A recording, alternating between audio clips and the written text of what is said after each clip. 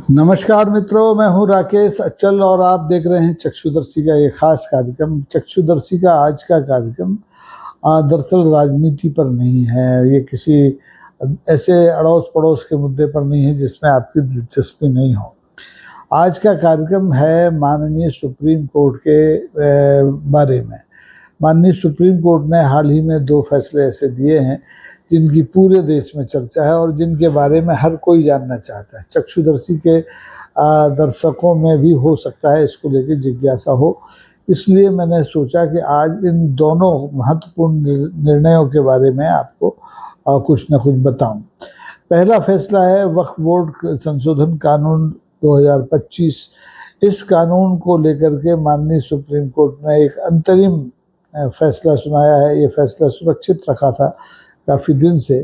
इस फैसले में 3 महत्वपूर्ण मांगे जो पक्षकारों की थी, जो जिस कानून का विरोध कर रहे थे उनकी थी, वो मान ली गई हैं। पहला तो ये है कि इसमें जो 5 जो वक्फ कौन कर सकता है, इसको लेकर के जो पात्रता थी कि 5 साल तक उसका इस्लाम धर्म मानने वाला होना चाहिए, इस पर रोक लगा दी गई है। दूसरी रोक लगा दी गई है कि जो अतिक्रमण, वक्फ पर अतिक्रमण है या नहीं है, तय करने का जो अधिकार था कलेक्टर का, जो बोर्ड का अध्यक्ष होता है, उसके अधिकारों को सीमित कर दिया गया है। और तीसरा ये कि इसमें जो गैर मुस्लिम सदस्य बनने हैं बोर्ड में, 11 सदस्यीय बोर्ड में, वो 3 से ज़्यादा नहीं हो सकते। अब ये 3 महत्वपूर्ण मांगें तो मान ली गई हैं, लेकिन जो देश का मुस्लिम समाज है वो इस पूरे कानून को रद्द करने की मांग कर रहा है और उसने माननीय सुप्रीम कोर्ट के इस फैसले पर संतोष व्यक्त किया है, लेकिन साथ ही ये भी कहा है कि अभी हमारी लड़ाई खत्म नहीं हुई है और ये लड़ाई कानून की वापसी तक जारी रहेगी।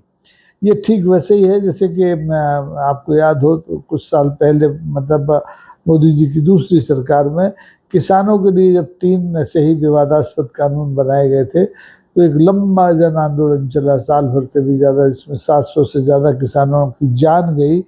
उसके बाद सरकार ने उन तीनों कानूनों को वापस लिया। तो इस कामयाबी के बाद मुस्लिम समाज को भी लगता है कि ये जो वक्फ बोर्ड संशोधन कानून 2025 बना है, इसको भी अंततः सरकार को उसी तरह वापस देना पड़ेगा जिस तरह की किसानों के 3 कानूनों को वापस दिया गया। अब कानूनों की, इस नए कानून की वापसी होगी नहीं होगी, राष्ट्रपति महोदया इस पर दस्तखत कर चुकी हैं या इस पर सरकार पुनर्विचार करेगी या नहीं होगी, ये सब आने वाले दिनों की बात है। लेकिन अभी तो ये हुआ है कि कोर्ट ने, माननीय सुप्रीम कोर्ट ने हमेशा की तरह एक फौरी राहत देश के मुसलमानों को दी है जिनका कि वक्फ से सीधा ताल्लुक होता है। माननीय न्यायालय ने पूरे कानून पर रोक लगाने से इनकार कर दिया है। उनका कहना है ऐसा तो दुर्लभ मामलों में होता है, हर कानून पर रोक लगाना संभव नहीं होता है। उसमें जो विसंगतियां थी उनके बारे में रोक लगाई गई है और इससे हाल फिलहाल ये जो कानून है, ये इसके जो संशोधन, बाकी के जो संशोधन है वो अमल में लाए जाएंगे और जिन प्रावधानों के बारे में माननीय अदालत ने राज्य सरकारों से नियम बनाने को कहा है, वो राज्य सरकारें जब बनाएंगी तब लागू होंगे।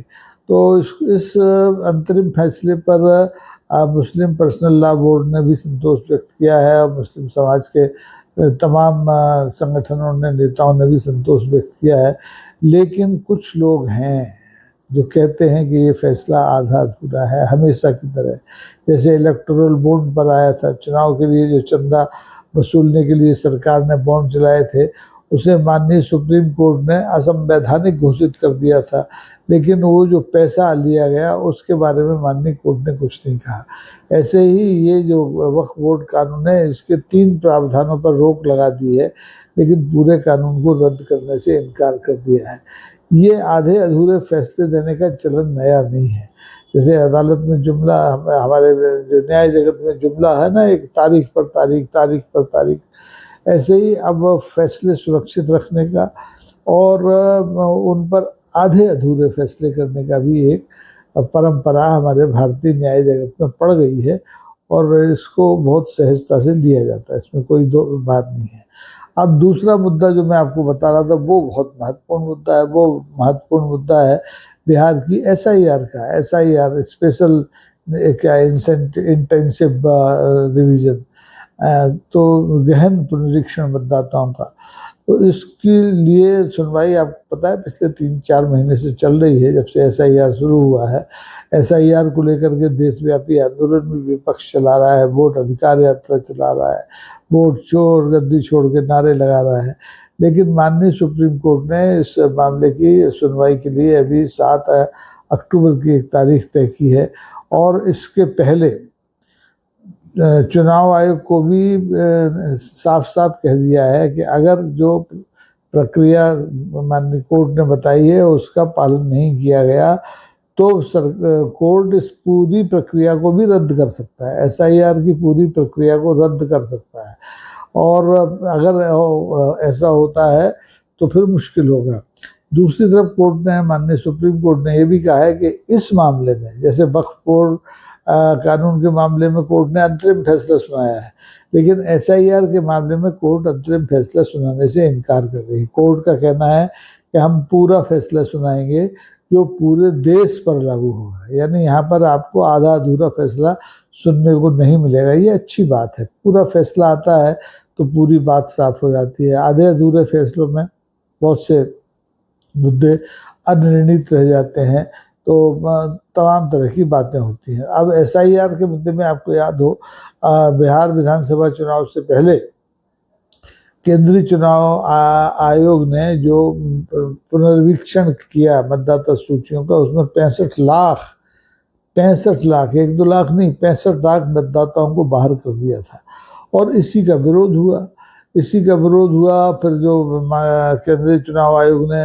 विशेष पुनरीक्षण अभियान में मतदाताओं से पुष्टि के लिए, प्रमाणन के लिए जो दस्तावेज मांगे थे, उनमें पहले आधार कार्ड को शामिल नहीं किया गया था, लेकिन माननीय सुप्रीम कोर्ट ने 12वें प्रमाण के रूप में आधार कार्ड को मानने के लिए कहा है।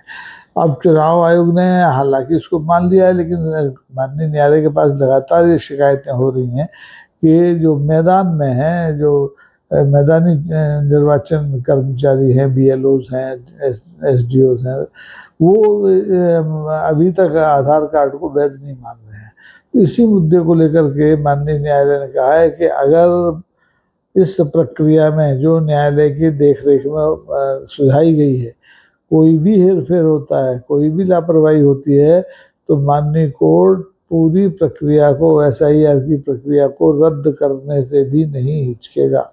तो ये एक तरह से केंद्रीय चुनाव आयोग को भी चेतावनी है, और केंद्रीय चुनाव आयोग के साथ साथ सत्तारूढ़ दल को भी ये चेतावनी है, जो इस मतदाता सूची में कथित हेरफेर के लिए बड़ा उत्सुक था और केंद्रीय चुनाव आयोग का लगातार बेजा इस्तेमाल कर रहा था। तो मुझे लगता है कि माननीय सुप्रीम कोर्ट के तेवर देख करके केंद्रीय चुनाव आयोग अब ज़्यादा हरकत न करे। हालांकि उसका इरादा बदला नहीं है, वो बिहार के बाद बंगाल में और बंगाल के बाद पूरे देश में विशेष यानी सघन पुनरीक्षण मतदाता सूचियों का कराना चाहता है। अब मतदाता सूचियों का पुनरीक्षण एक नियमित प्रक्रिया है, होना भी चाहिए। जो इस चुनाव से, पिछले चुनाव से अगले चुनाव के बीच में जो दिवंगत हो गए या जिन्होंने अपना राज्य छोड़ दिया, उनके, या जिन्होंने अपने घर बदल दिए, उनके पुनरीक्षण की जरूरत है। लेकिन पुनरीक्षण के नाम पर केंद्रीय चुनाव आयोग अगर लाखों हजारों मतदाताओं का सफाया कर दे, किसी को बर्दाश्त नहीं है। और इसीलिए ये आंदोलन चल रहा है देश में कांग्रेस के नेतृत्व में। और अभी आप देखिए, कांग्रेस की वोट अधिकार यात्रा समाप्त हुई है बिहार में, और अब राष्ट्रीय जनता दल के जो तेजस्वी यादव हैं, उन्होंने एक नई यात्रा शुरू कर दी है। क्षमा कीजिए, आलस्य आ रहा है। तो ये बात हुई। इसके बाद अब इन दोनों मामलों में आप देखें, बड़े परस्पर विरोधी मामले। एक मामले में माननीय सुप्रीम कोर्ट अंतरिम आदेश दे रहा है, वो कौन सा मामला है? वक्फ बोर्ड कानून का। और दूसरे मामले में जो SIR का मामला है, उसमें अंतरिम आदेश देने से मना कर रहा है। उसका कहना है कि हम पूरा आदेश सुनाएंगे और ये पूरा आदेश पूरे देश पर लागू होगा। अच्छी बात है। अब माननीय अदालत के सामने अधिकांश महत्वपूर्ण मामले जब सुरक्षित हो जाते हैं फैसले के लिए, तब लोगों की उत्सुकता और बढ़ती है। जैसे यही मामला था वक्फ बोर्ड कानून का, इसका फैसला सुरक्षित था। माननीय न्यायालय ने सोमवार को जब ये अपना अंतरिम फैसला सुनाया तो बहुत से लोगों ने राहत की सांस ली। उन्हें लगा कि चलो कुछ नहीं हुआ, कुछ तो ब्रेक लगा, सरकार की जो मेलोफाइड इंटेंशन था उस पर कुछ तो रोक लगा। इसी तरह से अभी एक मामला और है प्रतीक्षारत फैसले के इंतजार में, वो है प्रेसिडेंशियल रेफरेंस का।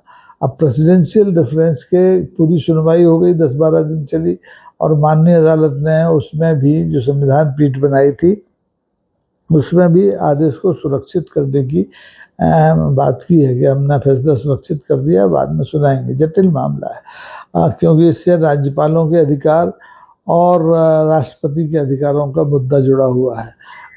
अदालत को ये तय करना है और बताना है। जो सवाल 14 राष्ट्रपति महोदया ने अदालत से पूछे थे कि क्या ये जो आपका राज्यपाल का विधेयकों को रोकने का अधिकार असीमित है, क्या वो अनिश्चित काल के लिए इसे रोक सकते हैं या उन्हें एक समय सीमा में बांध करके रखा जाना चाहिए ताकि विधायिका जो कानून उनके पास भेज रही है उसका यथा समय इस्तेमाल हो सके।